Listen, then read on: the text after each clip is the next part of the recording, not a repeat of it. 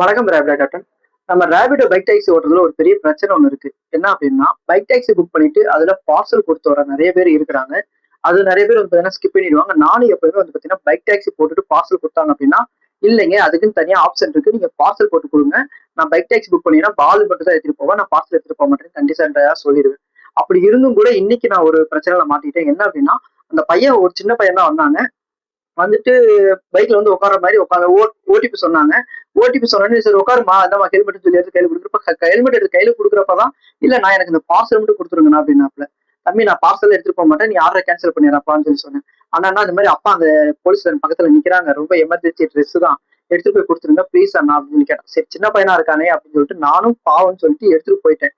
அங்க போயிட்டு நான் என்ன பண்ணேன்னா, தம்பி போன் நம்பர் கூட அங்க போயிட்டு போன் பண்ணா வெளியே வந்து அப்பா வந்து வாங்கிக்க சொல்லுப்பா அப்படின்னு. இல்ல இல்ல நீங்க போங்க, நீங்க போறதுக்குள்ள அப்பா வெளியே வந்துருவாரு, நான் சொல்லிடுறேன்னு சொல்லிட்டான்.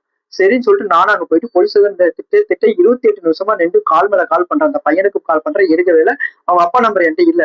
அப்புறம் ரிட்டர்ன் போயிட்டு அந்த பையன் வீட்டுல போயிட்டு பார்சலை கொடுத்துட்டு, தம்பி இந்தப்பா அப்படின்னு சொல்லிட்டு பார்சலை கொடுத்துட்டு கொஞ்சம் தவறான வார்த்தைலாம் திட்டிட்டேன். ஏன்னா என்னால ரொம்ப டென்ஷன் ஆயிட்டுன்றதுனால திட்டிட்டேன். அப்படி திட்டிட்டு பார்சல் வந்து பாத்தீங்கன்னா அந்த பையன்களுக்கு கொடுத்துட்டு, இனிமேல் வந்து இந்த மாதிரி பண்ணாதீங்க, பார்சல்லாம் பார்சல் மட்டும் போடுங்க தயவு செய்து, நீங்க தேவையில்லாம பைக் டாக்ஸியை போட்டு இது மாதிரி இது பண்ணாதீங்க, என்னால ஒரு நாள் எனக்கு நீங்க இன்சென்டிவ் போயிடுச்சுப்பா அப்படின்னு சொல்லிட்டு பிரச்சனை இது பண்ணீங்கன்னா பேசிட்டு வந்தேன். அதனால நீங்களும் பைக் டாக்ஸி எடுக்கிறீங்க அப்படின்னா பைக் டாக்ஸி மட்டும் எடுங்க, பார்சல் எடுக்காதீங்க. அதே மாதிரி நீங்க பார்சல் எடுத்துட்டீங்கன்னா டிராப் நம்பர் வாங்கிக்கோங்க. டிராப் வந்து வெளியவே வந்து அவங்களே வந்து வாங்கிக்க சொல்லுங்க. இந்த மாதிரி நிறைய ப்ரொசீஜர் இருக்கு, நிறைய கொஞ்சம் பார்த்து பேசி இது பண்ணிக்கோங்க, ஓகேங்களா? பைக் டாக்ஸி எடுத்துட்டு பார்சல் எடுத்தீங்கன்னா அது ரொம்ப பெரிய பிரச்சனையாகும்.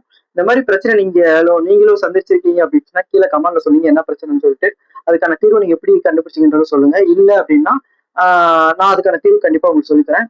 இந்த வீடியோ பிடிச்சிருந்தா லைக் பண்ணிக்க, நம்ம சேனல் சப்ஸ்கிரைப் பண்ணிக்க. இந்த வீடியோ உங்களுக்கு பயனுள்ளதா இருக்குன்னு நினைச்சு நம்ம எல்லாருக்கும் ஷேர் பண்ணுங்க. தேங்க்யூ ஃபார் வாட்சிங்.